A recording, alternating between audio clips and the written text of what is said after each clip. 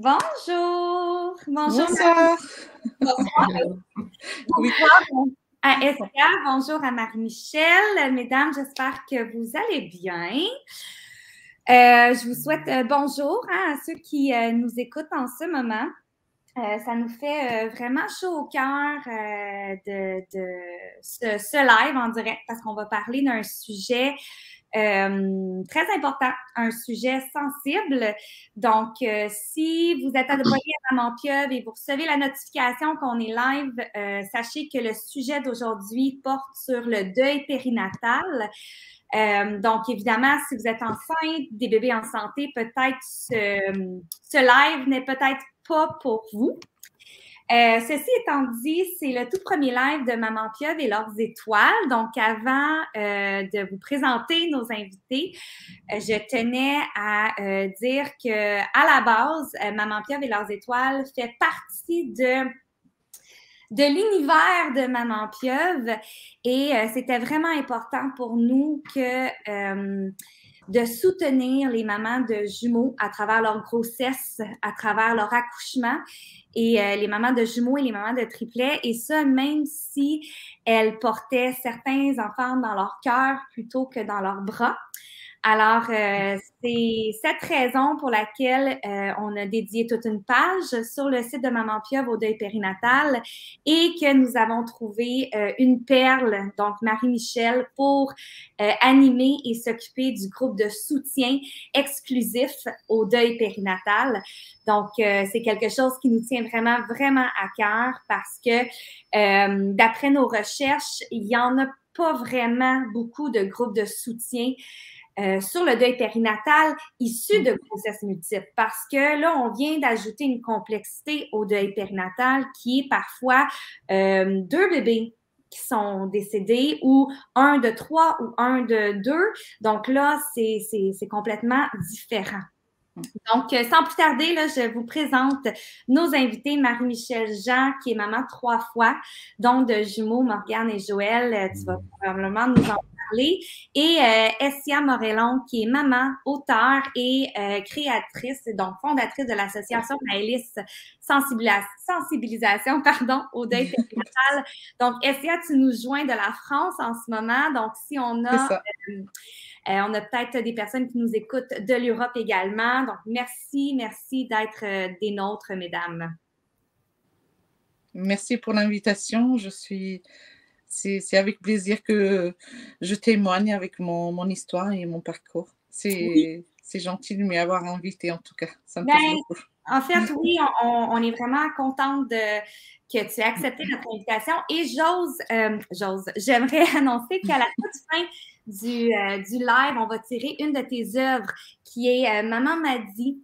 Donc, l'histoire, évidemment, de tes filles, donc Maëlan et Maëlys. Bon, un petit peu l'histoire de Maëlys et la raison pour laquelle c'est une histoire pour enfants, hein, donc c'est un livre de jeunesse. On va le tirer à la toute fin. Donc, si vous êtes intéressé peut-être à l'obtenir, juste écrire un petit commentaire ou même un petit cœur dans les commentaires. Puis moi, à la fin, je vais aller tirer quelqu'un là pour le livre. Donc, mesdames, je vous laisse la parole. Merci. Donc, comme on disait tantôt, hein, c'est un peu nouveau là, pour Essia puis moi, les lives. Fait qu'on va faire notre gros possible. Je pense qu'on va commencer, Essia, par bien écouter ton histoire. Moi, j'aime toujours ça, entendre les voix des parents qui ont vécu le deuil périnatal. Je pense que les histoires sont riches d'habitude à entendre. Et que si tu veux nous partager un peu ton histoire à toi. Oui, bien sûr. Donc, du coup, je me présente. Moi, je suis maman de 4 enfants. J'ai deux grands, donc Alissa et Naël. Et en 2013, je suis tombée enceinte donc, de jumelles. Et une grossesse qui a été désirée, rêvée même. Je rêvais d'avoir des jumeaux, à vrai dire. Donc, du coup, la grossesse, pendant 7 mois, tout s'est bien déroulé sans aucun problème. On a préparé même à la maison, on a préparé tout ce qu'il fallait pour les accueillir à la maison. Et le jour donc, où le travail avait commencé, donc je me suis présentée aux urgences prête à accoucher. Et c'est là malheureusement que l'annonce du décès d'une de nos jumelles donc qui est décédée, qui est née sans vie. Et du coup, l'annonce avait été, brutale, le choc total, le scénario, cauchemardesque. Donc du rêve, on est passé au cauchemar.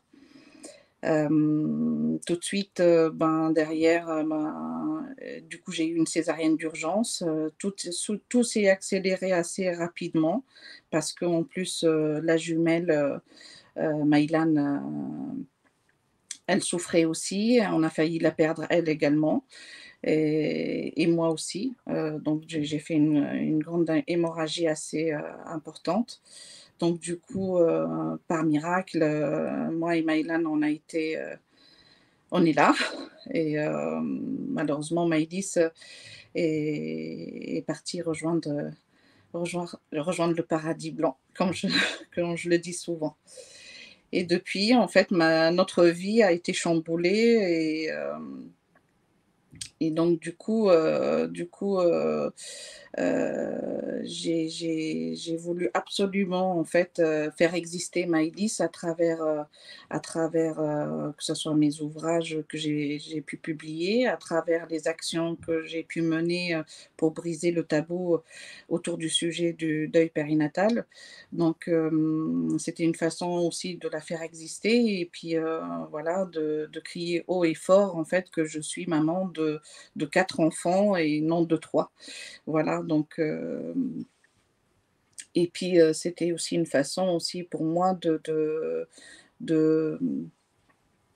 en fait, de parler de ce sujet tellement difficile, en fait et de faire en sorte de briser le tabou. Voilà Mmh.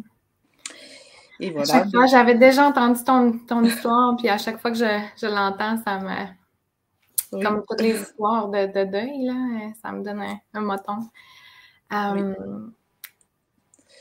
Juste pour savoir, est-ce que dans ton histoire de grossesse puis de deuil périnatal, comment, ça, je l'avais pas mis dans mes questions, mais est-ce que tu t'es Mmh. sentie un peu appuyée? Est-ce que c'est pour ça un peu que je trouve des fois on a besoin de raconter notre histoire? Est-ce que c'est pour ça que tu as voulu écrire? Est-ce que tu écrivais comme avant? Est-ce que Tu veux dire après le décès de Maëlys? oui. Heu Justement, on n'a pas reçu le soutien,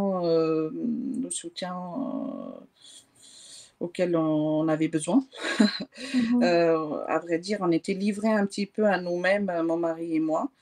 Pour la petite anecdote, moi, je suis sortie de l'hôpital au bout de 5 jours, mais vraiment en direction des pompes funèbres pour organiser les funérailles, pour ma fille. Et de l'autre côté, je devais aussi assurer, ma présence, pour Maïlan qui elle est restée aux soins intensifs, enfin au service, hem, pédiatrique du coup. Donc on jonglait, en permanence, mon mari et moi, on jonglait en permanence entre, ces 2 mondes, si je peux Mmh. dire ça comme ça. Et c'est vrai que, en fait, on était seuls, voilà. On n'avait pas reçu un accompagnement, comme il l'aurait fallu, voilà. Heu, Je pense que c'est quelque chose qu'on entend souvent des parents qui vivent ça, qui mmh, se sentent vraiment seuls, puis encore plus, je pense, quand on le vit avec, une grossesse de jumeaux. C'est oui, vraiment dans ton cas à toi, Estia, tu avais une jumelle survivante, puis une jumelle qui était décédée, puis c'est ça, c'est tellement, une situation particulière, unique, oui. mmh. C'est vrai que tout de suite, ce qui m'a un peu sauvée, c'était les groupes, sur Facebook, par exemple, des groupes de parents qui ont vécu la même chose. Là, j'ai pu, ben, effectivement évacuer un petit peu, mon histoire et être soutenue, hein et soutenir à mon tour aussi, d'autres parents et d'ailleurs à partir de là, j'ai commencé aussi à créer des groupes moi-même, dont j'ai un groupe de parents ayant perdu des jumeaux, justement. J'ai commencé par créer un groupe. Ensuite, effectivement, n'ayant pas des outils moi-même sur lesquels je pouvais m'appuyer, donc du coup, j'en ai créé. OK. Voilà. Et c'est pour ça que bah, du coup, je me suis mise à l'écriture. À la base, c'est vrai qu'à la base, en fait, quand j'ai écrit la première histoire, c'était surtout pour que ça reste en famille. C'était pas dans l'idée de la publier. Mais Ta première histoire, c'était est-ce que c'était maman Maman m'a m'a dit? dit. C'était OK. maman m'a dit. Ça Voilà. a été vraiment ta première Ouais. histoire. Ta Ça, fille avait quel c'était, âge? ça a été écrit en fait dans le but de communiquer avec surtout les frères et sœurs, les plus grands, pour leur expliquer en fait, ben, ce qu'on venait de vivre en fait. Parce que je ne trouvais aucun ouvrage, je ne trouvais pas le moyen pour pouvoir m'exprimer. Donc du coup, j'ai dû écrire, un jour, je me suis réveillée, à vrai dire, franchement, avec l'histoire déjà toute faite dans ma tête et j'ai posé les mots sur le papier comme ça et c'est venu, mais vraiment en un seul jet. Et c'est comme ça que je suis rentrée en communication avec mes enfants et ensuite, je l'ai partagé avec d'autres parents, du coup. Et c'est comme ça que d'autres parents, je m'en dis, pourquoi pas ne pas la publier, ça peut aider plusieurs personnes. Et, c'est comme ça que j'ai pu l'envoyer à une maison d'édition et du coup, l'histoire en fait, elle a été retenue et après, je me suis lancée dans l'aventure de l'édition. Voilà. Je trouve ça important. Mmh. Important de ce que tes ouvrages, ce que tu as fait, Tessia, parce que je pense que moi, j'ai vraiment, vraiment, vraiment, vraiment, vraiment la chance d'avoir mes 2 bébés avec moi. Et je Mmh. pense qu'on rentre dans cet univers-là de la gémellité pensant que tout va bien aller parce qu'on espère que tout va bien. Mmh. Et personne nous parle des risques parce qu'on Mmh. n'ose pas, on ne veut pas faire peur, puis c'est correct, je comprends. J'avoue que je comprends 100%. Sauf que là, voyez-vous, il y a tellement de personnes à qui ça arrive, malheureusement, et Mmh. j'ai l'impression, parce que bon, je ne l'ai pas vécu, mais en se parlant à Marie-Michel, en se parlant à Elsia, en parlant à d'autres mamans qui l'ont vécu, ils se retrouvent sans aucun repère, sans Oui. savoir quoi faire. Là, il y a Maureen qui nous dit nous nous retrouvons dans votre histoire, cela nous est arrivé il y a 3 mois. Mmh. Même. Il y a Jessica qui dit j'ai vécu tout ça aussi en octobre dernier. Mon petit Charlie a survécu. Mon petit Jamie, nous l'avons laissé partir en 11 jours de vie. Elle a accouché à 27 semaines et 6 jours. Je pense que Marie-Michel, ça te rejoint un peu. Mmh. C'est triste qu'il y a plein de choses qui préparent Mmh. à. Mais on n'est pas prêt à ça, en fait. On n'est jamais prêt à ça. Et quand on est enceinte, on ne pense pas forcément à ça. On pense tout simplement au bonheur, en fait, vivre le bonheur de les porter déjà. Et puis, tous les préparatifs à côté, préparer les vêtements, préparer tout le matériel, ça nous mène, mais vraiment dans un environnement positif, en fait. On pense pas au risque, hein. Et puis, il y a pas une sensibilisation ni de prévention justement dans les services de maternité, dans le suivi, dans l'accompagnement d'une femme enceinte de grossesse multiple. Il y a pas cet accompagnement, il y a pas cette sensibilisation, cette prévention de dire: «Attention, il y a des risques». Voilà, donc Parce que je pense qu'il faut améliorer ce côté-là. même après, la ligne est toujours fine, excuse, entre Mmh. oui, on veut en parler, on veut raconter notre C'est histoire, mais il y ça. a des gens autour de nous qui sont enceintes, fait qu'on se ramasse toujours dans une espèce de Oui, situation qu'on on sait pas quoi dire, mais d'un autre côté, nous, mmh, on a besoin d'en parler, de nos jumeaux, de notre expérience, de qu'est-ce qu'on a oui, vécu, je pense. oui. Marie-Michel, il y a quelqu'un qui nous demande, probablement qu'elle est française, qu'elle nous dit c'est toujours une grande émotion d'écouter le témoignage de Sia. Nous continuons le combat pour une meilleure reconnaissance du deuil périnatal en France. Comment ça se passe par chez vous? Je ne sais pas si tu veux répondre, Marie-Michel, puis ensuite on reviendra aux ouvrages d'Essia quand tu nous parlais de la raison pour laquelle que. Oui, j'avais pas. Je sais même pas comment ça se déroule en France, là, mais c'est sûr qu'ici,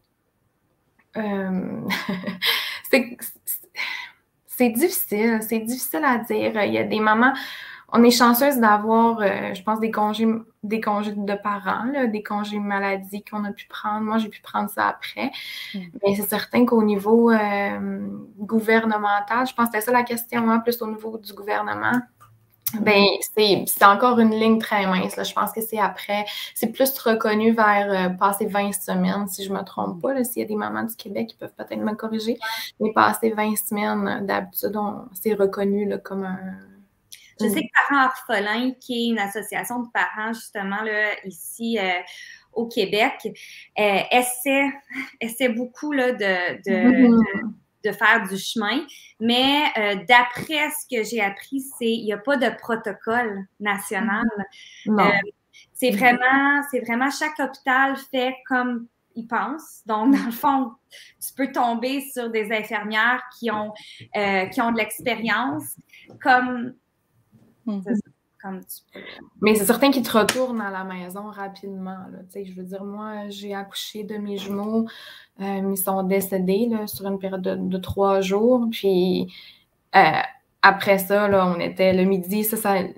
Le décès de mon deuxième jumeau a eu lieu le matin. Le midi, j'étais chez moi là, avec mes 2 oursons en plus. Là.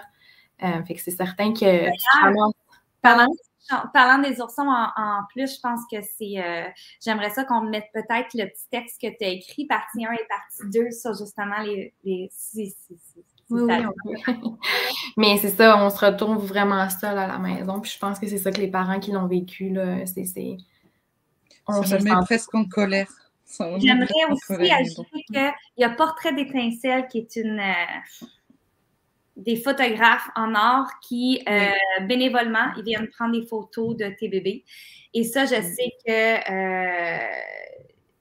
ça vaut de l'or là, chez certaines mamans qui ont le seul souvenir qu'elles peuvent avoir. Mais ça, c'est aussi genre d'exemple, comme on dit, on n'est pas préparé à ça. Tu sais, des fois, il y a des décisions que tu vas prendre sur le coup de l'émotion, comme de ne pas vouloir prendre de photos, de ne pas vouloir voir tes bébés parce que tu es tellement sur le choc. Puis, 2 jours après, tu n'as plus la même pensée. Fait que c'est difficile, je trouve, de demander aux parents, là, j'inclus les papas aussi, là, de prendre des décisions tellement rapidement quand ils viennent de réaliser là, que leur grossesse, ça ne va pas fonctionner, que leur bébé va décéder. Mais je pense d'autant plus l'importance d'avoir un cadre médical qui peut se dire moi, je vais les prendre les photos pour toi. Si tu veux, on les aura. Si tu veux pas, c'est correct. Mais tu sais, je vais prendre la décision pour toi si tu me donnes l'autorisation. Il y a Maureen qui dit Lucas est parti à 5 jours de vie. Notre petit Nathan est toujours en service réa. Donc, réanimation, je suppose, très dur pour nous quand nous ne pouvons pas faire le deuil de notre fils. Peu d'accompagnement de notre entourage suite à son décès. Les gens n'abordent pas le sujet. C'est ça. Oui. C'est comme, on dirait, en plus, on vit, j'avais fait une entrevue avec une psychologue qui travaillait dans ça, puis on vit dans une société que c'est déjà à la base difficile de parler d'émotions, parler de tristesse, parler de... Fait que quand on ajoute toute la dimension du décès des bébés, je pense que, je sais pas, Estia, hein, si tu veux ajouter. C'est vrai que c'est catastrophique à ce niveau, c'est-à-dire, en plus, quand ça nous arrive, on est bombardé tout de suite dans tout ce qui est administratif, on a tellement de papiers, ça nous tombe dessus, comme ça. Nous, on vient de perdre notre enfant, mais à côté de ça, il faut accélérer et on est limité dans le temps pour justement remplir les papiers, tout ce qui est administratif. En fait, il n'y a pas un accompagnement, mais vraiment dans le sens où un accompagnement psychologique, moral, quoi. Donc, du coup, on est bombardé avec les papiers. Il faut prendre des décisions aussi rapidement, même pour les funérailles. Il faut, voilà, on est bombardé de questions. Qu'est-ce que vous voulez faire? Incinération? Est-ce que vous voulez faire au cimetière? Est-ce que, voilà. En fait, on n'a pas le temps vraiment de réfléchir et de prendre le temps, mais vraiment de ce qu'on peut prendre comme des décisions. Des fois, certaines décisions, elles sont prises, mais vraiment comme ça. Mais vraiment sans le vouloir, et on découvre un peu plus tard qu'on aurait pu choisir, en fait, on aurait pu avoir un choix, en fait, à faire. Et ce choix-là, on l'a enlevé dès la maternité, en fait. C'est par manque, justement, par manque d'encadrement, en fait. voilà, des soignants, tout simplement. C'est le manque de formation aussi, parce que la plupart, ils ne sont pas formés aussi à ça non plus. C'est ça le problème. Ils sont formés pour donner la vie, puis on dirait quand Oui. c'est pas ça qu'on donne, on se ramasse là, comme dans une craque. Moi, je me rappelle, ils ont envoyé une stagiaire, en fait, dans le service. Elle est venue avec mon bébé dans les bras, une stagiaire de 20 ans, même pas 20 ans, une jeune femme, en fait, stagiaire dans le service. Elle n'était même pas la chef de service, ni la sage-femme, ni... Enfin, voilà. C'était la stagiaire qui m'a amené, en fait, Maëlys dans ses bras pour la première rencontre, en fait. J'ai trouvé ça... franchement, j'ai trouvé ça moyen, quoi. Puis la stagiaire, elle était complètement, voilà, elle savait pas quoi dire, elle était mal à l'aise, elle savait pas, vous voyez, c'est un peu, donc effectivement, après quand on rentre chez soi, au bout de 5 jours ou même dans la même journée, on rentre chez soi tout seul, le ventre vide, les bras vides, on se dit mince, qu'est-ce que je vais faire, quoi. Et puis on a tendance à croire que ça nous arrive qu'à nous, en fait. On dit on est tout seul. Mais puis le décalage avec l'entourage, qui lui ne comprend pas. Des fois, ils ne savent pas aussi comment s'y prendre pour venir nous voir, qu'est-ce qu'ils doivent nous dire, comment ils peuvent nous accompagner. Eux aussi, ils sont limités aussi à ce niveau-là. Et est-ce que tu as trouvé, que ton livre a un peu facilité la discussion? Peut-être, oui, avec ta famille, mais quand ça s'est rendu ailleurs, on dirait que des fois, l'écriture, ça a cette arme-là. Hein? Ben, ça a été salvateur. En me concernant, ça a été, mais vraiment, poser.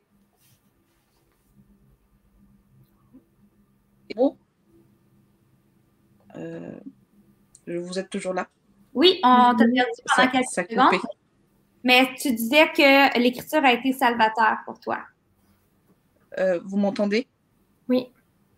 Je vous entends pas, du coup. Excusez-moi. Il n'y a pas de problème. Est-ce que tu nous entends maintenant, Assia? J'entends pas. Ah. Attends, Tu disais que... C'est correct. C'est le décalage d'horaire, hein? On a...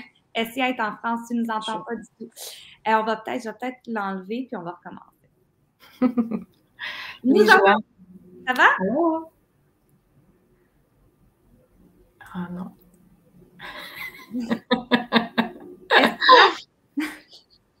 Tout va bien, tout est ce qu'on comprend. Essia, nous entends-tu? Je quitte et je reviens. OK. On t'entend très bien. Mais bon. Marie-Michel, c'est quand même... Essia, c'est arrivé en 2013. C'est arrivé beaucoup plus récemment. Oui. As-tu réalisé ce qu'elle dit, que justement, là, le cadre médical savait pas trop quoi faire? J'ai peut-être pas vécu la même situation. Moi, c'est arrivé en 2019, donc c'est ça, je pense qu'il y avait quand même eu un bout de chemin qui avait été fait là, en 2013, puis en 2019, le deuil périnatal prend un petit peu plus de place. Je peux pas, là, les infirmières ont été en or pour moi. Désolée, excusez-moi. C'est correct. Tout va bien. Puis, mais c'est certain que c'était rendu, moi, à la maison. T'sais, on dirait à l'hôpital, on était comme dans un petit cocon, on a pris soin de nous. Puis un coup rendu à la maison, là, moi, il n'y avait plus rien. Je me souviens comme 2-3 jours après, là, retourner à l'hôpital. Je voulais voir une infirmière en particulier qui m'avait vraiment touchée. Là, puis on dirait que c'était la seule qui pouvait là, me comprendre à ce moment-là. Mais je veux dire, eux, ils sont pas là pour ça. Son travail était fait. Mais il y avait comme personne qui était capable de me dire, ah, tu sais, eux vont te prendre en main un coup que tu es rendu chez vous puis que tu te sens vide de l'intérieur. Là. Fait que c'était moi, ça a plus été ça, contrairement, je dirais, à Essia que j'ai vécu. Puis je l'ai aussi trouvé, c'est pour ça que je pense que je me retrouve dans Essia, c'est que moi aussi, je l'ai retrouvé dans l'écriture. On dirait que pour m'aider, il a fallu que je l'écrive, mon histoire, je l'ai écrit. Puis on dirait que ça m'a aidé, là, comme Messia. Avant que ça coupe, tu disais ça, là, que ça avait été salvateur pour toi. Là. Oui, ça a été très salvateur du fait que j'ai pu libérer du coup la parole déjà et puis le fait de poser, nommer en fait, nommer notre douleur, nommer nos mots en fait, MAUX, hein, c'est quelque chose qui nous fait un bien fou parce que pouvoir s'exprimer et libérer vraiment la parole, c'est quelque chose d'important. Et pouvoir le faire à travers l'écriture, c'est juste génial parce que ça permet aussi de communiquer avec du coup la fratrie. Moi, je l'ai fait dans ce but-là aussi. Hein. C'est vraiment instaurer le dialogue en famille et pouvoir communiquer sur un sujet qui est délicat avec des mots doux, tout en douceur et expliquer aussi ce que c'est la mort pour les enfants. Et ça permet aussi de sensibiliser aussi sur le sujet aussi, sensibiliser de tout le public au sujet du deuil périnatal. Donc, c'est... Parce qu'on dirait qu'on fait souvent une grosse différence, mais je sais pas, peut-être c'est juste ma perception, mais entre, tu as perdu les bébés qui étaient dans toi versus si ton bébé avait, je sais pas, là, était un petit peu plus vieux. Comme on dirait qu'on fait une grosse différence dans ça, fait que je trouvais qu'avec ton livre, Essia, ça, je sais pas si c'était un peu dans cette optique-là aussi, mais d'englober tout ça, là, je trouvais que ça mettait une douceur sur le deuil périnatal qui traitait au même niveau que tout autre deuil. Puis moi, ça me faisait du bien de le voir comme ça. Mon objectif, c'était de parler de la mort, en fait, parce que pour moi, la mort n'arrête pas l'amour déjà.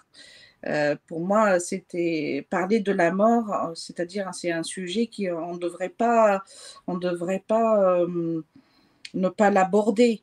Il faudrait l'aborder tout en restant simple, utiliser les bons mots, mais vraiment tels qu'ils sont. La mort, c'est la mort, et puis savoir la communiquer d'une façon douce. Et puis surtout en parler, quoi, parce que ça fait partie de la vie aussi. Donc, il ne faut pas l'écarter. C'est quelque chose qu'il faut communiquer sur le sujet, en fait. C'est important de savoir ce que c'est la mort et qu'elle fait partie de nous, en fait. Elle fait partie de la vie. Maintenant... durant notre discussion, vous m'avez vraiment fait réaliser que à quel point que c'est déjà énorme perdre un bébé, c'est énorme en perdre deux, mais il y a aussi, et je pense que c'est Marie-Michel qui l'avait dit, le deuil de la gémilité. Ah oui, ça, c'est sûr que la gémilité, c'est déjà quelque chose de fusionnel. Quand on entend, moi, j'entends souvent quand il y a des jumeaux, c'est fusion. Moi, j'associe tout le temps la gémilité par la fusion de deux êtres, en fait. Et donc, du coup, pour moi, même s'il y en a un qui part et que ça ne casse pas cette fusion.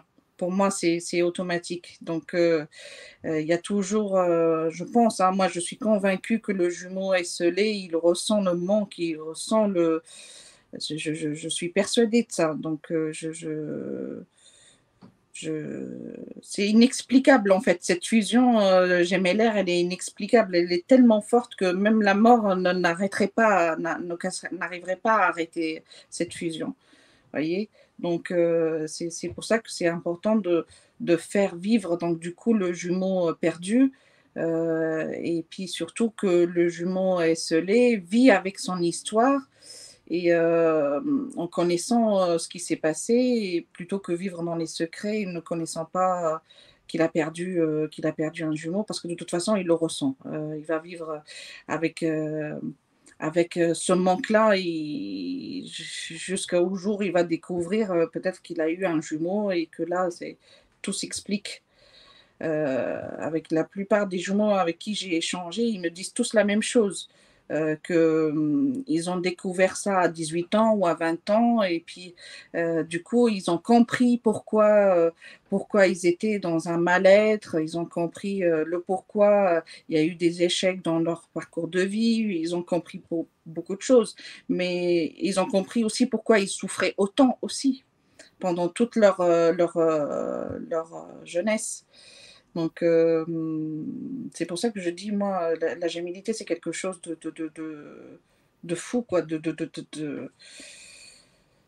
tellement d'amour, tellement de fusion que c'est pas possible qu'on me dise non, le jumeau restant ne ressent rien. Pour moi, Puis je pense pour les parents aussi, comme oui. Moi, je parlais d'un point de vue du parent, tu sais, de faire le deuil de ça, de faire le deuil de ne pas vivre, de faire un double allaitement ou de ne pas vivre les deux à la rentrée scolaire, de ne pas les voir rire ensemble dans leur bassinet. Tu sais, ça, c'est quelque chose que, quand tu vis un deuil périnatal, c'est ça qui est spécial, c'est que tu vis un deuil de choses que tu n'as pas vécues. Tu vis le deuil de tous tes projets qui s'écroulent parce que en fait, quand tu étais enceinte, forcément, tu t'es tellement projetée de faire des promenades avec de faire double. Ouais, c'est ça. Et puis, tu t'es tellement investie dans ta grossesse, gémellaire que et puis, tu es tellement projetée que forcément, quand le drame arrive, il y a tout qui s'écroule. Et puis, on se dit, mince, je dois seulement faire le deuil d'avoir perdu un bébé ou 2 bébés, mais je dois aussi faire le deuil d'avoir eu des jumeaux. En plus, si c'était un rêve d'en avoir, alors là, c'est encore pire. C'est mon cas. Jessica nous disait, tu sais, que l'entourage ne comprenne pas non plus la peine puisqu'il reste un jumeau encore vivant, puisqu'il en voit un. Puis elle dit aussi qu'elle a l'impression de vivre le deuil de sa fille, mais le deuil de l'image de mes jumeaux. Vanessa qui dit qu'elle a perdu son jumeau à 15 mois de vie. Aujourd'hui, à 8 ans, je vois le lien existe avec son Jessica, frère. Je connais très bien. Elle a participé au récit, au recueil de témoignages. C'est ancré en lui, son frère. Camille dit, je suis jumelle, j'ai un frère jumeau et apprendre à ma deuxième grossesse que j'attendais des jumelles, nous étions heureux et quand nous les avons perdues, nous étions toujours très tristes et bouleversés. Tu m'emmènes là, tu parles justement d'un recueil qui s'appelle Double Empreinte, qui est le recueil de non seulement des parents qui témoignent de la perte de leurs jumeaux à travers l'écriture, mais aussi à la toute fin, tu as des histoires de jumeaux esselés. Donc, pour ceux comme moi qui ne connaissaient pas le terme, tu l'as ici, voilà. Un jumeau esselé est un jumeau qui a perdu... qui est en vie et qui a perdu, dans le fond, son frère ou sa sœur ou ses frères. Alors, ça aussi, je trouve qu'il n'y a pas de recherche là-dessus. Comment t'élèves un jumeau esselé? Est-ce qu'on lui parle pas de la mort parce que, bon, la mort, c'est... on a tendance à trouver ça lourd, négatif. Peut-être que nous-mêmes, on n'a pas les mots pour parler de la mort. Puis je pense aussi c'est l'importance de retrouver dans des groupes de soutien. Des fois, on ne sait pas où regarder. Est-ce qu'on appelle un psychologue? Est-ce que c'est un psychologue en décès? Mais là, le décès de mon grand-père, c'est pas la même chose que le décès de mes bébés ou d'un de mes bébés. Donc, je pense que de là, l'importance de... C'est tellement un sujet qui est méconnu, surtout le syndrome du jumeau perdu aussi, c'est un sujet, alors vraiment, mais très, très peu abordé ici en France. C'est méconnu, et on a du mal, vraiment, les jumeaux esselés, ils ont du mal à faire, justement, à se faire, comment dire, prendre en charge, en fait, par rapport à ce deuil-là du jumeau perdu. Mais on va y arriver, il faut espérer qu'un jour, tout ça, justement, toutes les barrières tombent et... ça prend de l'aide aussi, parce que moi, des fois, je la ressens, la fatigue d'être la voix, tu sais, la voix des... Tu sais, des fois, c'est bon de se retrouver dans des groupes, c'est le fun de voir des gens qui l'ont vécu parce qu'on s'essouffle, on se sent tout seul. Surtout au niveau des jumeaux, comme moi, après mon accouchement, je m'étais fait diriger vers des groupes. C'était tous des groupes de parents de grossesse unique. Ce que je comprends, oui, on vit un deuil, tout le monde, mais c'est pas... Il manque un aspect. Pour moi, il manquait toujours un aspect dans ces groupes-là. Fait que c'est vraiment important, je pense, de se retrouver, de faire des ouvrages uniques à la grossesse jumellaire. C'est pour ça, là, tout mon amour envers Essia qui porte ça depuis 2013 là, en elle. Pour ajouter, justement, Vanessa qui dit « Je voulais encore remercier Essia d'avoir remué ciel et terre pour que cet ouvrage voit le jour. Ça a été une vraie thérapie pour moi, tant de l'écrire que de lire les témoignages des jumeaux esselés pour aider par la suite mon fils. » Mais il faut remercier surtout ces familles, toutes ces familles-là, parce que c'est grâce à eux aussi que les choses bougent aussi, grâce à leur participation, avec leurs récits. Ils ont aussi, ils se sont livrés aussi avec leurs histoires tellement bouleversantes et tout ça. Donc, c'est les remerciements, plutôt c'est à eux que je les adresse, franchement, parce que franchement, de parler de son histoire, c'est pas évident, et surtout ici, dans une société qui est fermée et tout ça, mais on va y arriver, on va continuer à ce rythme, et il faut surtout pas baisser les bras. Voilà, il faut continuer toujours à s'exprimer, c'est surtout ça. Est-ce que ta fondation Essia était en lien avec ta deuxième œuvre? Est-ce que c'est un peu comme ça que tu as rencontré ces parents-là ou pas nécessairement? La création de l'association, tu veux dire? Oui. Non, l'association, en fait, on l'a créée dans l'optique, en fait, parce que j'avais un autre projet, en fait, de création d'autres outils, mais cette fois, des outils en audiovisuel, parce que mon objectif, c'était de changer, en fait, le format d'outils qu'on pouvait proposer, parce que des ouvrages, maintenant, ça commence un peu plus à s'ouvrir. C'est vrai qu'il y a un peu plus d'ouvrages. Donc, du coup, je voulais plutôt opter pour un court-métrage jeunesse, justement, qui aborde le sujet du deuil périnatal. Donc, du coup, je voulais avoir ce format un peu animé, en fait, pour pouvoir, encore une fois, passer le message, en fait, au tout public et sensibiliser sur le sujet. Donc, pour ça, il fallait que du coup, vu que le projet était vraiment... parce que la réalisation d'un court-métrage, c'est un outil qui est très coûteux, il faut dire ça, comme ça. Et puis, il fallait trouver aussi des intervenants spécialisés pour ça, pour mener ce projet. Et donc, du coup, j'ai trouvé une équipe, une maison de production qui m'accompagne dans le projet. Et GF Art Company. Donc, du coup, elle me suit dans ce projet, et d'où l'idée de créer donc l'association pour pouvoir porter ce projet et pouvoir du coup investir et réaliser l'outil en soi.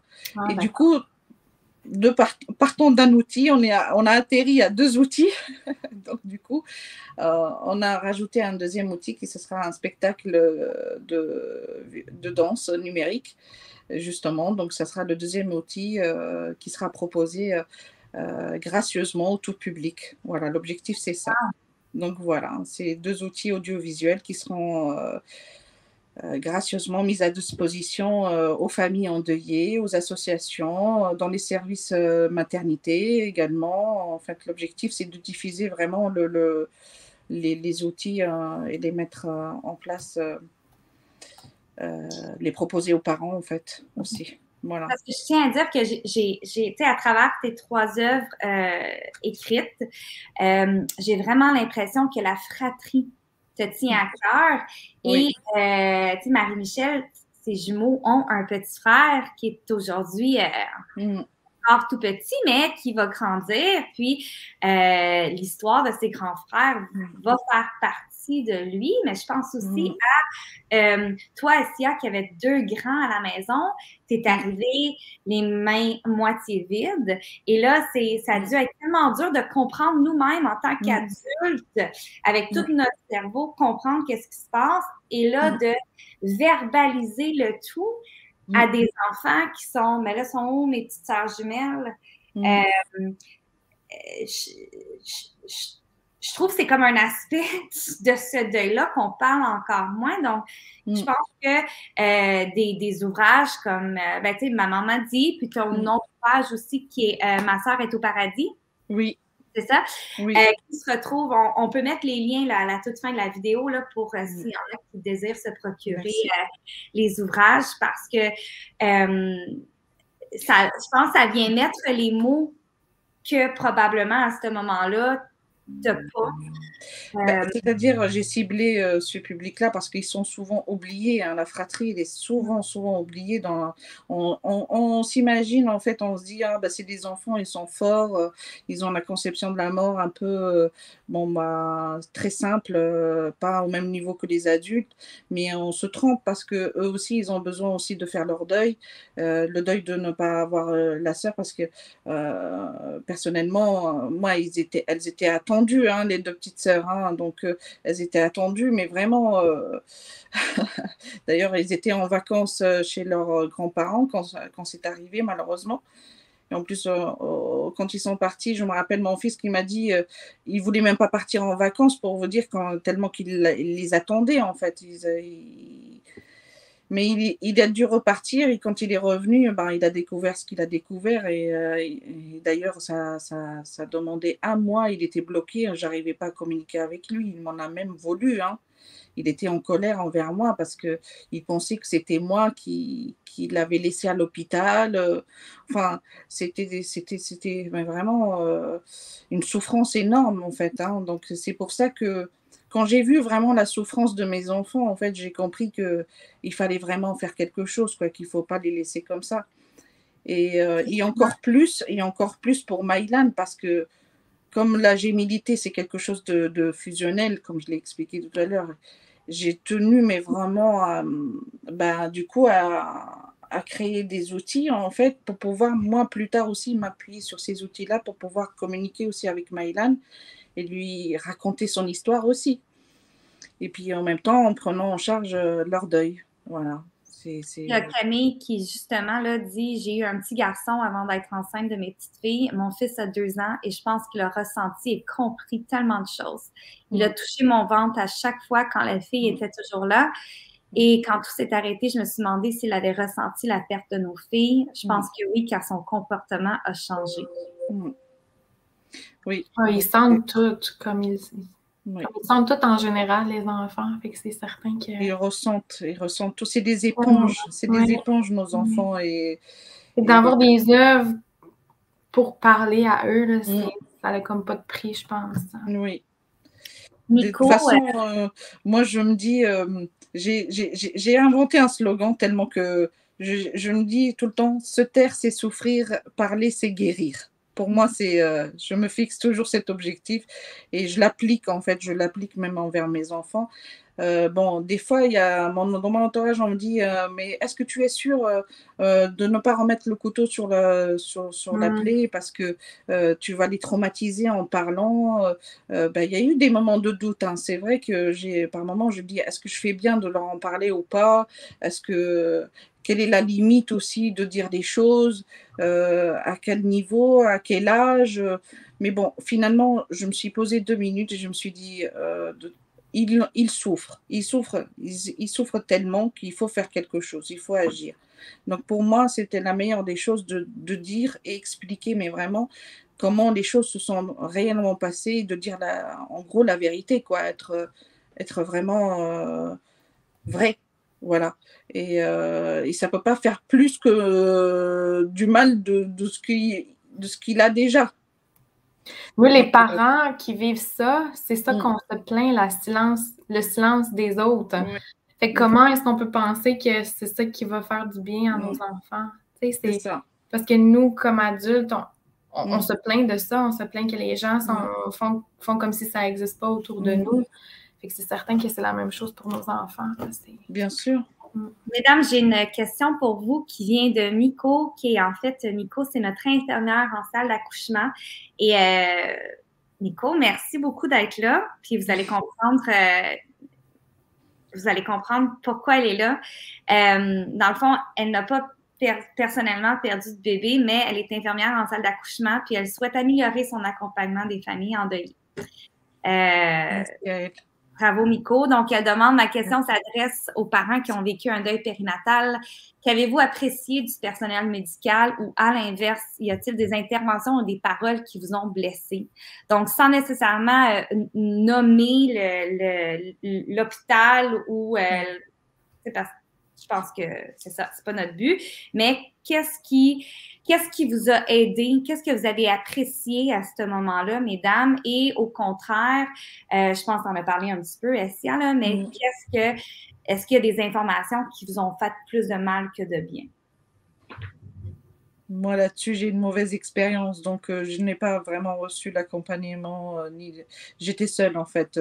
Comme je vous ai dit, la stagiaire, là, qui m'a apporté le bébé, j'ai trouvé ça choquant, en fait, de laisser une stagiaire de 20 ans, en fait, qui démarre tout juste dans son avenir professionnel.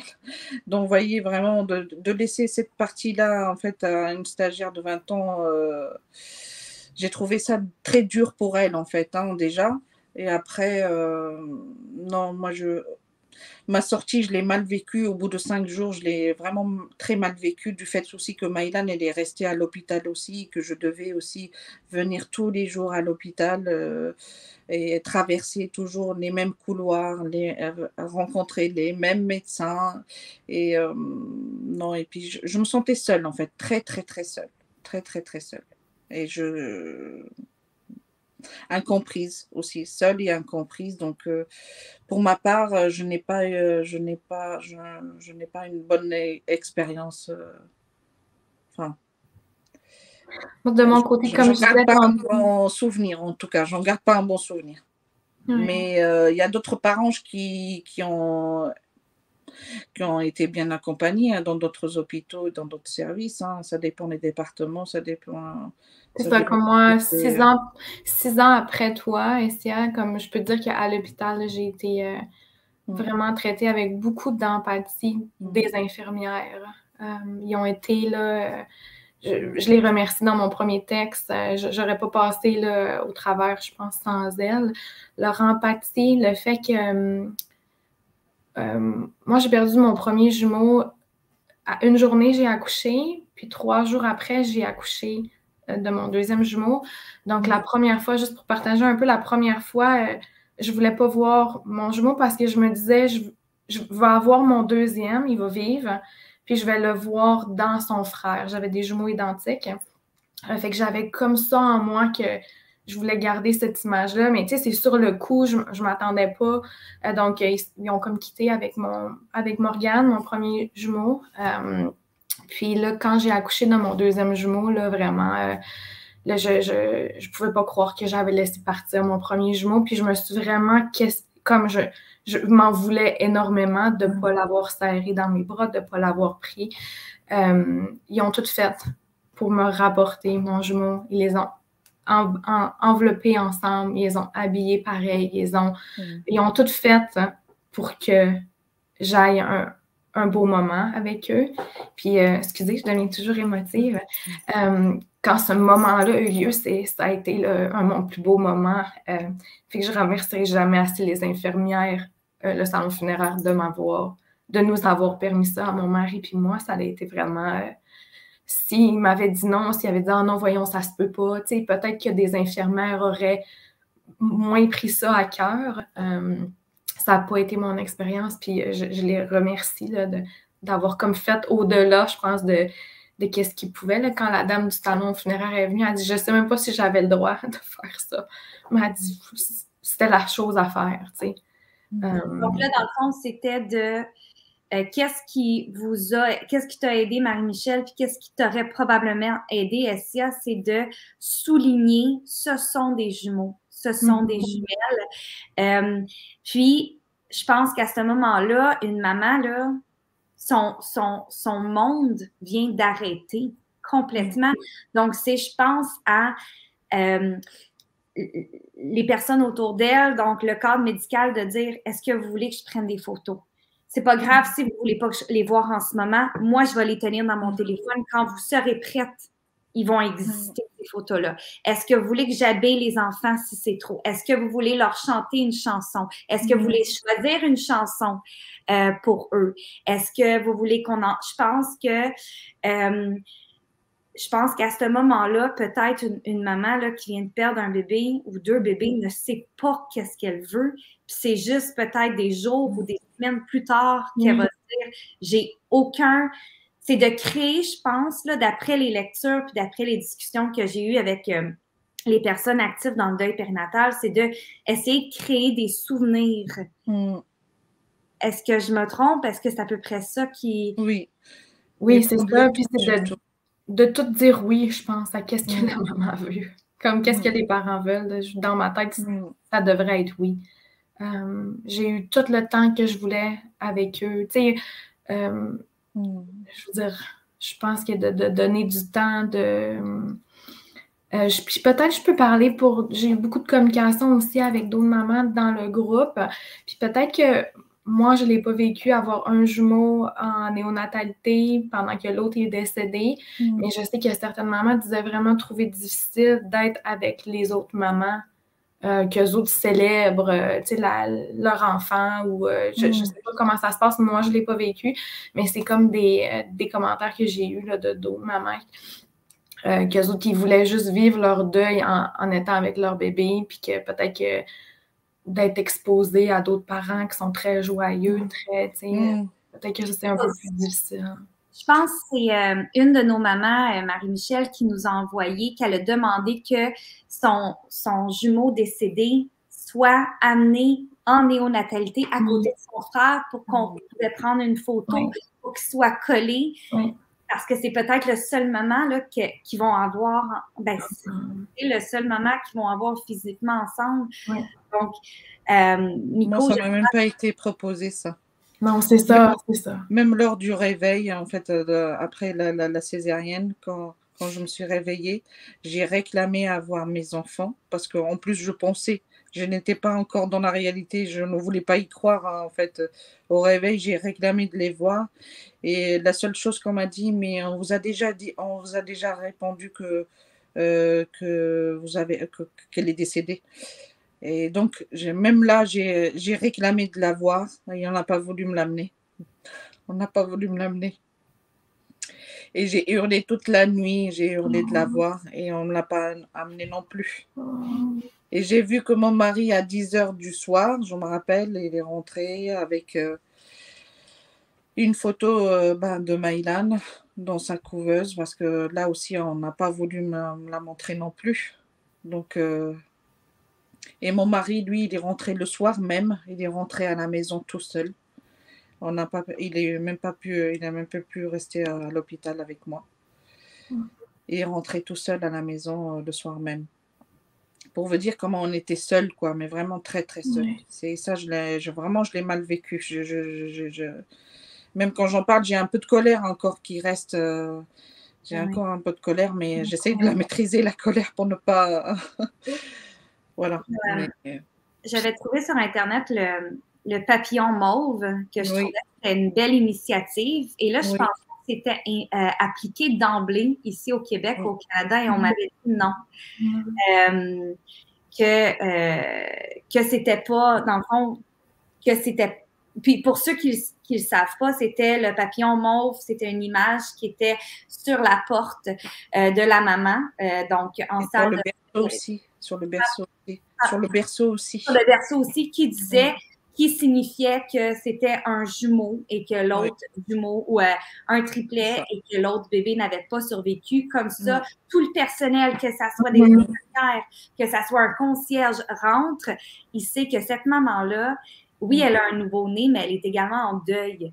Et ça, et je sais aussi qu'au Canada aussi, il y a 3 mamans aussi qui ont perdu des jumeaux aussi, qui ont créé le berceau réfrigéré. C'est-à-dire le berceau, c'est tout un aspect, mais vraiment un berceau normal en fait. C'est seulement qui permettrait d'avoir son bébé dans la chambre avec lui, de prendre vraiment le temps de faire les au revoir et tout ça.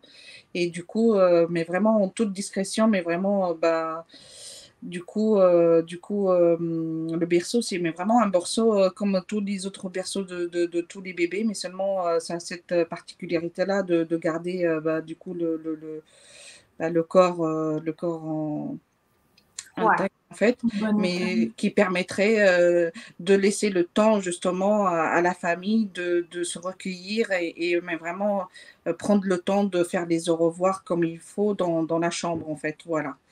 Puis je pense que c'est ça qui ressort aussi, tu sais, de Ouais.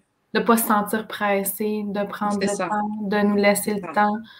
Je pense que ça ressort beaucoup. Là. Mais j'ai trouvé que cette idée-là de berceau, franchement, c'était magique parce que moi, je l'ai vu le lendemain, du coup, à force de la réclamer, je ne l'ai vu que le lendemain avec la stagiaire qui me l'a amené. Et après, je ne l'ai revu qu'à la mise en bière 10 jours plus tard. Et entre-temps, j'ai pas eu l'information comme quoi je pouvais aller lui rendre visite à la morgue. Donc, du coup, je n'avais pas cette information, donc je ne pouvais pas savoir que j'avais le droit d'y aller la voir avant, quoi. Mais pour vous dire, je l'ai vue que 2 fois. 2 fois et... Jessica ajoute, on a plusieurs commentaires, là. Jessica qui dit avoir eu une mauvaise expérience avec le médecin à mon réveil qui m'annonce que bébé A était venu au monde, son cœur battait plus. Et elle a fait une énorme pause, alors j'ai pensé immédiatement qu'elle était décédée. Elle a rectifié après, mais ça a été le pire moment de ma vie. Il a été réanimé après plus de 10 minutes d'arrêt cardiaque. Suite à ça, le cerveau était trop atteint pour espérer une belle vie pour lui. Moi aussi, j'aurais aimé... Comme les médecins, c'est un autre sujet. Là. Moi, j'ai focusé sur les infirmières, mais... il y a du chemin à faire. Là. Oui. J'aurais aimé que ça ait été mentionné que c'était des jumeaux pour que les gens autour le sachent et fassent attention. J'ai été en néonate avec mon Charlie 2 mois et demi avec 2 autres couples de jumeaux. Nous avons été mis nos jumeaux ensemble dans la même isolette le plus souvent possible pour respirer un miracle à leur contact ensemble. Mon accouchement, Camille a dit que son accouchement l'a eu à Bordeaux il y a 3 mois, toute la journée. On a eu un bon accompagnement. On a pu se recueillir le temps qu'on voulait. Ça, au moins, c'est positif. Avec nos 2 petites filles, on nous a donné quelques photos de nos petites filles, leur bracelet de naissance. Le lendemain, on a été les voir dans une salle aménagée pour parents. Bon, c'est ça. Jessica a dit, j'ai une infirmière qui est entrée dans ma chambre super enjouée qui me demandait où était le beau petit bébé, mais les 2 étaient en néonate avec un prognostic très sombre. Je pense que Miko, t'as plusieurs commentaires ici. Puis je pense, tu sais, c'est parce que c'est ça, c'est une naissance, elle est supposée être enjouée. Mais c'est pas tout le temps ça. Je pense que c'est ça le problème. Puis c'est aussi le fait que, comme vous avez mentionné, mesdames, que vous vous sentez seule. C'est une chose qu'on veut pas. On veut pas se sentir seul. Puis au début, pour vous mettre un petit peu de contexte, dans le site internet de Maman Pieuvre, il y a tout. Hein. Il y a la grossesse, la première année, l'allaitement de jumeaux. Puis après ça, on a mis une section, le deuil, puis on s'est dit, mais là, 2 minutes là, comment est-ce que... Comment est-ce que... ça coexiste. C'est ça. Est-ce qu'on fait ça 2 parties différentes? Puis on est là, au contraire, si on est...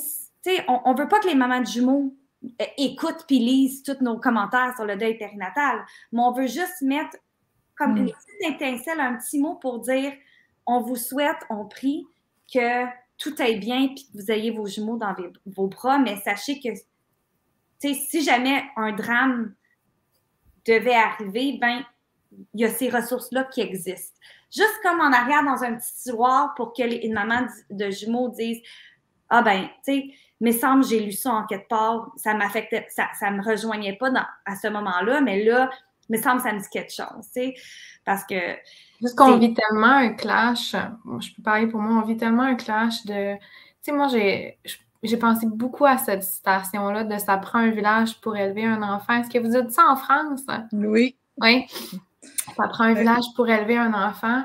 Puis moi, j'ai tellement senti, là, quand j'étais enceinte de jumeaux, là, le village, il était là, puis la célébration, puis oh my God, là, c'était comme... je me sentais là, pendant la plus chanceuse au monde. Là. Puis quand je les ai perdus, là, c'était comme, j'étais là, il est où le village pour pleurer mes 2 bébés? Là? Tu sais, il est où? Il est où ce village-là? Tu sais, je le voyais pas. Puis on dirait que dans ma tête, ça me revenait toujours, ça prend un village pour élever des enfants, mais je me disais, je pense que ça prend un village pour les pleurer aussi, comme s'ils sont pas là. Fait que, tu sais, c'est ça. Je pense que ça fait du bien de voir qu'il y a des organismes qui s'intéressent à ça. Ça fait du bien de... Non, mais surtout participer sur... avec Maman Pieuvre, avec des mamans du coup qui ont eu la chance d'avoir leurs jumelles. Ça nous fait sentir nous aussi que du coup on est... Ben, du coup, on est maman de jumeaux aussi. Donc du coup, on est à notre place finalement. Donc... c'est une sorte de reconnaissance aussi. C'est vrai que moi, au début, quand vous m'avez lancé l'invitation, je me suis dit, mince, alors, c'est bizarre. Qu'est-ce que les mamans qu'est-ce que les mamans, comment vont prendre justement l'intervention? Comment du coup, comment on peut aborder ça avec des mamans qui ont eu leurs jumeaux à la maison et tout ça. Donc, traiter le sujet, ça me paraissait au démarrage difficile. Mais après, du coup, je me suis dit, mais moi aussi, je suis maman de jumelles. Donc, j'ai toute ma place, finalement. Absolument. Et voilà, donc, ça m'a fait plaisir, du coup, de parler. C'est une occasion de parler de mes jumelles. Voilà, même si physiquement, Maëlys n'est pas là. Voilà. J'aimerais qu'on dise leur nom. Est-ce qu'on peut dire leur nom? Juste pour comme que dire, OK, on a dit leur nom. Donc, si les personnes qui ont perdu un bébé ou 2 bébés, si vous pouvez écrire leur nom dans les commentaires, puis je vais les dire. Comme ça, sachez que sur une vidéo sur Facebook, la page de Maman Pieuvre, on a reconnu vos enfants. Donc, je vais dire le nom de Lila et Emma Belle qui nous ont fortement inspirés pour la page du deuil périnatal sur Maman Pieuvre avant qu'on rencontre Marie-Michel. Donc, Marie-Michel, je te laisse dire leur nom. J'avais des jumeaux identiques, Morgane et Joël. Joël, Essia. Maïlan et Maëlys. Et Vanessa nous partage Timéo. Oui. Jessica nous partage Jamie, décédée le 28 octobre, petit garçon. Camille nous partage Emma et Nina. Alors, merci, mesdames. Je vous laisse quelques moments juste pour, si vous voulez, aimer le vidéo, puis je vais faire le tirage rapidement et c'est de cette manière qu'on va cloître la conversation. Peut-être dire un mot aux parents un dernier mot pour les parents qui ont vécu un deuil, surtout de ne pas s'isoler, voilà, et de s'autoriser à mais vraiment d'être triste et de s'autoriser également d'être heureuse aussi, et surtout libérer la parole, instaurer des rituels si vous pouvez, parce que des fois, les rituels, ça aide aussi à avancer dans le processus du deuil. Solliciter l'aide des professionnels aussi, en cas mais vraiment de besoin. Et exprimer les peines, exprimer vos joies, exprimer tout ce que vous avez sur le cœur et écouter votre cœur justement pour faire les choses comme il vous semble le mieux pour vous et pour votre famille. Je vais juste dire un dernier, voilà. Alexis et Simon de Olivier Marie Cherel. Merci pour tous de nous avoir écoutés. À la toute fin du vidéo, une fois que c'est terminé, je vais ajouter les liens vers l'association d'Essia, vers la page de ressources sur le deuil périnatal, notre page Facebook et surtout notre groupe privé qui s'intitule Maman Pieuvre et leurs étoiles, qui est un groupe sur le deuil périnatal en lien avec les grossesses multiples. La personne gagnante de Maman m'a dit l'album de Essia est Jessica Robidas. Alors, s'il vous plaît, Jessica, écris-nous un petit message sur Facebook afin de nous donner ton adresse pour qu'on puisse t'envoyer l'album. Merci beaucoup à tous ceux qui se sont présentés aujourd'hui. Je sais que c'est pas facile. On replonge dans cette grosse peine-là, mais sachez qu'on pense beaucoup à vous et que Maman Pieuvre a vos bébés à cœur. Alors, merci beaucoup pour tous d'avoir été ici et merci Essia, merci à vous. Les mamans qui étaient là, les papas. Oui, surtout oui. Voilà. Bonne journée. Bonne soirée. Bye. Au revoir.